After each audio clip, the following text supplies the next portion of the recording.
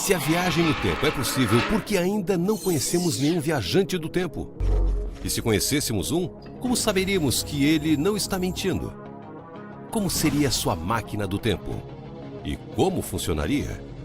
Haveria um conjunto de regras para viajantes do tempo seguirem? E o que aconteceria se eles decidissem não obedecê-las? Este é AC. E isso é o que aconteceria se você conhecesse um viajante do tempo. Em 1998, um senhor chamado John Titor chegou do futuro. Ou assim ele disse. Em sua linha do tempo, como ele afirmou, a General Electric conseguiu inventar a viagem no tempo no ano de 2034. Ele chegou a mostrar e descrever seu dispositivo de viagem no tempo em detalhes. E em seguida, Titor desapareceu tão abruptamente quanto apareceu. Ele concluiu a missão? Ou não era real? Como poderíamos saber? Se pudéssemos provar que alguém viajou de uma época diferente, seria muito legal para a ciência. Embora isso pudesse complicar a teoria da relatividade de Albert Einstein. Einstein abordou o tempo como uma quarta dimensão. O espaço é um espectro tridimensional que nos fornece comprimento, largura e altura. O tempo oferece direção. Juntos, eles formam um contínuo espaço-tempo e pode ser afetado pela gravidade. De acordo com a teoria da relatividade, a gravidade é uma curva no espaço-tempo e, tecnicamente, como o espaço e o tempo são um, a gravidade pode dobrar o tempo, assim como o espaço. Mas você precisaria de algo muito, muito grande para notar qualquer mudança no movimento do tempo.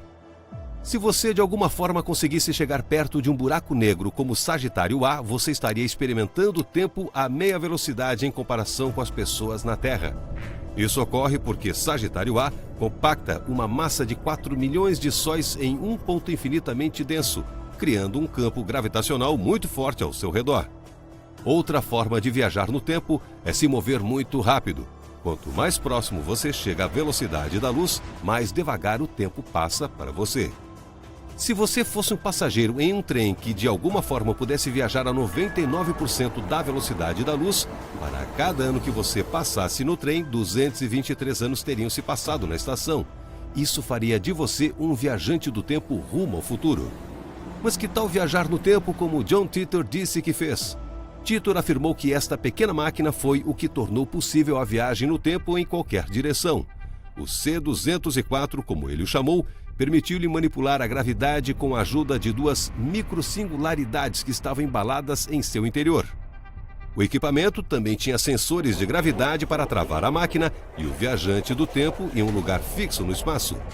Titor tinha essa máquina instalada em um carro muito parecido com o bom e velho DeLorean do filme De Volta para o Futuro, mas ela só o levaria a no máximo 60 anos além do seu tempo. Como saber se Titor realmente viajou no tempo e não apenas inventou a história toda? Provar que alguém realmente é um viajante no tempo pode ser ainda mais difícil do que viajar no tempo em si. Eles poderiam fazer previsões sobre o futuro, mostrar sua tecnologia futurística ou até mesmo se submeterem a alguns testes genéticos para apoiar suas histórias. Talvez a melhor maneira de provar que a viagem no tempo é real seria levar você com eles na próxima aventura. Claro, existem maneiras mais fáceis de provar a possibilidade de viagem no tempo. Em 2009, o físico teórico mundialmente famoso Stephen Hawking deu uma festa. Não qualquer festa, mas uma onde foram convidados apenas os futuros viajantes do tempo. Hawking não enviou nenhum convite antes que a festa acontecesse. Ele acreditava que se os viajantes do futuro chegassem antes de o convite ser lançado, isso provaria que a viagem no tempo se tornaria possível um dia. Ele ficou sentado lá esperando por horas, mas ninguém apareceu. Isso não significa que a viagem no tempo seja impossível. Há uma chance de que os viajantes do futuro aprendam a usar pontes ou buracos de minhoca, que seriam como túneis formados por grandes distorções no espaço-tempo. Ainda não vimos nenhum deles, mas a teoria da relatividade geral prevê que existam. O maior problema com os buracos de minhoca é que eles são microscópicos e colapsam muito rapidamente para que um viajante humano pudesse passar através deles. Mas talvez o motivo pelo qual ninguém compareceu à festa de Hawking é que a viagem no tempo pode não ser tão precisa. Talvez os convidados do futuro tenham chegado, mas já era tarde para a festa. Ou talvez voltar no tempo seja estritamente proibido para viajantes do tempo porque, se o fizerem, podem mudar completamente a linha do tempo em volta deles. quem sabe estejam apenas tentando evitar o risco de espalhar doenças para nós que venham de um futuro distante. Ou talvez as informações sobre viagens no tempo sejam muito confidenciais e restritas a apenas algumas pessoas. Pode ser que viajar no tempo não seja possível no fim das contas. Talvez o tempo só possa avançar e nunca retroceder.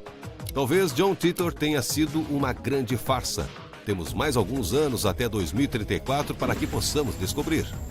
De certa forma, já temos viajantes do tempo em nossa vida. Os astronautas na Estação Espacial Internacional estão se movendo a 8 km por segundo. Isso os faz envelhecer mais devagar, embora a diferença seja só de centésimos de segundo. Mas se você se lembrar no futuro, está convidado para uma festa de Stephen Hawking para viajantes do tempo. A festa acontecerá na Universidade de Cambridge, Reino Unido, no dia 28 de junho de 2009. Não é necessário confirmar a presença. E se você tiver a chance de pular em uma nave espacial e explorar os efeitos da viagem no tempo provocada por um buraco negro? Vai nessa! Apenas se certifique de não cair naquele monstro gravitacional. Mas isso é uma história para outro e se. Gostou deste vídeo? Então dê um like e não se esqueça de se inscrever no nosso canal para se manter atualizado e receber o melhor de E se todas as semanas.